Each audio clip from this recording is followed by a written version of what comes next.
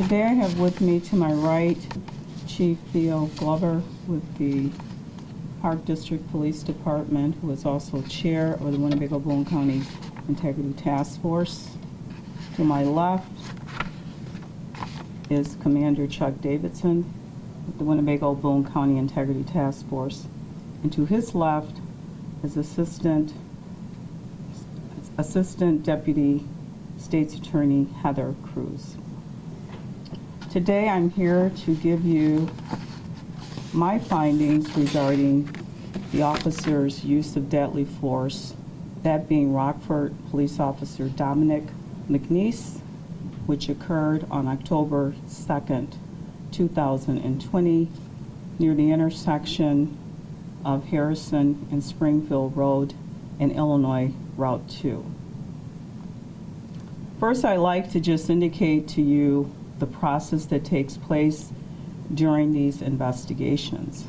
As with any criminal investigation, investigators are tasked with investigating the incident, following leads, developing materials to then bring to the state's attorney's office to determine whether evidence is sufficient to warrant the filing of criminal charges regarding anyone involved in a particular incident. In reviewing cases where an officer uses deadly force, I am mandated ethically to follow the laws of the state of Illinois and the laws established by the United States Supreme Court that determine when it is appropriate for an officer to use deadly force. And that is whether or not a death occurs. In this particular incident, it was a non-fatal use of deadly force, but nevertheless, this is the lens in which I am required to review the investigative materials, and this is the lens through which I view the investigative materials. First of all, I'd like to share with you a summary of the Illinois statute defining the use of force. And it reads in pertinent part, a person is justified in the use of force against another when and to the extent that he reasonably believes that such conduct is necessary to defend himself or another against such other's imminent use of unlawful force. However, he is justified in the use of force which is intended or likely to cause death or great bodily harm only if he reasonably believes that such force is necessary to prevent imminent death or great bodily harm to himself or another, or the commission of a forcible felony. In addition, the state of Illinois defines a forcible felony as follows. Forcible felony means treason, first-degree murder, second-degree murder, predatory criminal sexual assault of a child, aggravated criminal sexual assault, robbery, burglary, residential burglary, aggravated arson, aggravated kidnapping, aggravated battery resulting in great bodily harm or permanent disability or disfigurement, and any other felony which involves the use or threat of physical force or violence against any individual. A United States Supreme Court decision in Tennessee versus Garner, where they were tasked with determining whether or not an officer's use of deadly force was appropriate, the Supreme Court said, where the officer has probable cause to believe that the suspect poses a threat of serious physical harm, either to the officer or to others, it is not constitutionally unreasonable to prevent escape by using deadly force. Thus, if the suspect threatens the officer with a weapon or there is probable cause to believe that he has committed a crime involving the infliction or threatened infliction of serious harm, deadly force may be used if necessary to prevent escape. In addition, in Graham versus Connor, the United States Supreme Court found that the reasonableness of a particular use of force must be judged from the perspective of a reasonable officer on the scene and its calculus must embody an allowance for the fact that police officers are often forced to make split-second decisions about the amount of force necessary in a particular situation. In reviewing the investigative materials that were brought to my office, I have found that Officer Dominique McNeese was legally justified in the use of deadly force that he used on October 2nd, 2020 that resulted in injuries to suspect Tyris Jones.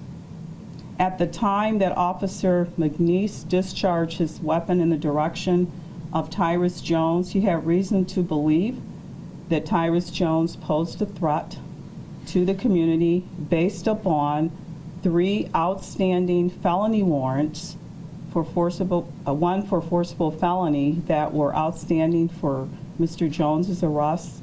He was legally justified to use force he believes was necessary to prevent the escape. And in addition, based upon Officer McNeese's observations of the defendant at the time, he reasonably believed that the defendant had a weapon, even though a weapon was not found.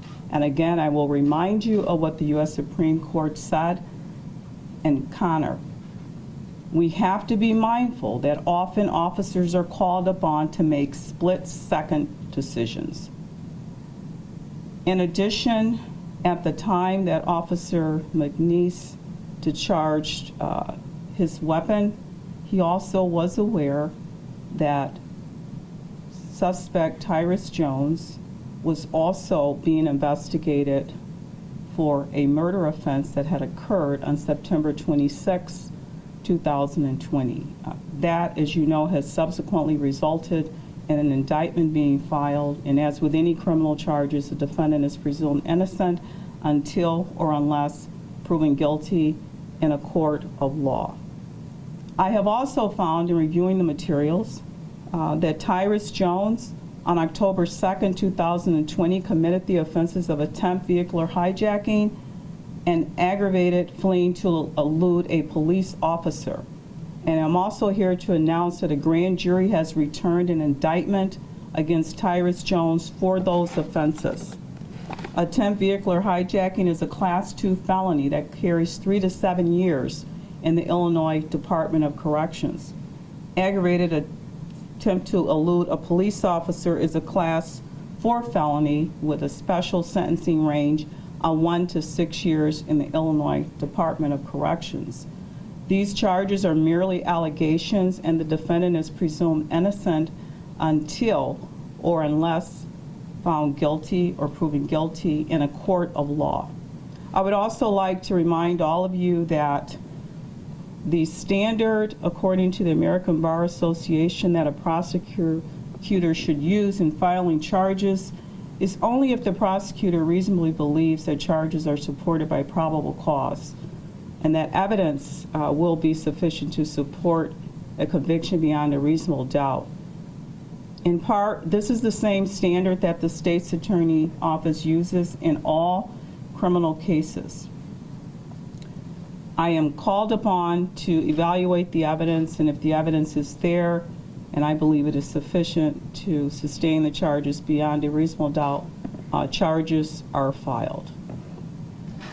In this case, I found that charges were warranted and the evidence was sufficient to file charges against Tyris Jones. And again, Tyris Jones is presumed innocent of those charges until or unless proven guilty in a court of law. I also understand that the public has a strong interest in facts surrounding an officer's use of deadly force, whether or not a death occurs.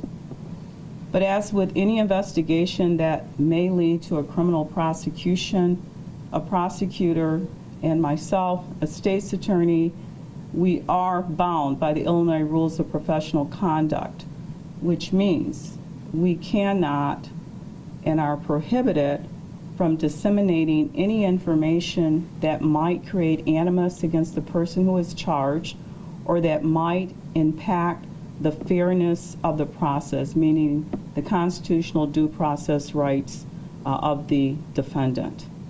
As you know, many times you may see defense attorneys making statements about pending cases, but you never see prosecutors doing that. We are held to a higher standard. We understand that we represent all the people. And representing all the people means that we represent the victims of violent crimes. We represent the community because we are tasked with keeping the community safe. But we also represent the defendants in that we have a duty to make sure that the defendant's constitutional rights are protected at every stage of the proceedings.